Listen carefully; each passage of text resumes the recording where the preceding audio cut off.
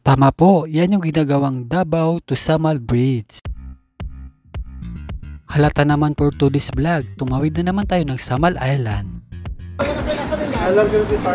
Iwan ko ha kung ako lang bang nakakapansin. Yung ibang tricycle driver dito, di sumusunod sa taripa, ang mamahal maningil. Basta, wag na lang nating sirain yung araw natin. Anyway, ito nga pala yung pinakamatapang sa bahay. May gabi ka rin sa akin, manda ka. Okay, nandito na tayo. Nakita ko lang dito sa Facebook para may iba naman. Sa totoo lang, kaya lang naman ako nandito para may kasama silang vlogger. Kaso, hello guys! Vlogger sa puta. Hoy, oh guys, may isa ka vlogger sa likod guys. Ay, iwan ko ba? Ba't ang dami-dami na natin sa mundo? Yun nga, para may iba naman, susubukan namin itong floating cottage na nakita ko lang din sa Facebook. At ito na yung sundo namin para makarating doon sa cottage na yun na nasa gitna ng karagatan. Ang suswerte talaga ng mga kasama ko, no? Minsan lang sila makasama ng vlogger, pogi pa. So ayan ha, malapit na tayo. Shoutout nga pala sa mga staff na ang babait. Talagang asikasuhin kayo. Okay kayo. At ang sabi ng anak ko, wag na daw natin to patagalin. Uy, ligo na kaagad.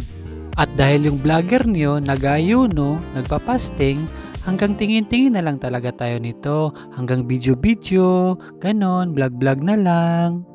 At ang rason talaga kung ba't kami nandito at dahilan para madagdagan yung mga utang namin ay... Happy birthday to you. Hello na klad-klad.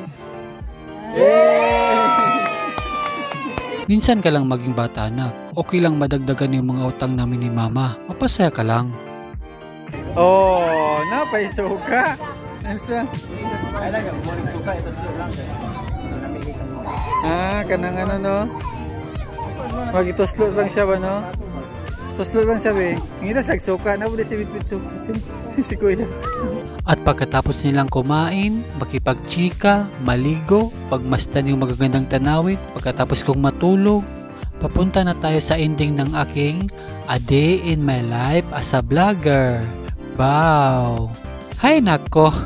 Minsan ka na lang talaga makakita ng poging vlogger, no? O sige na, follow for more. Like the video and comment below. Bye-bye!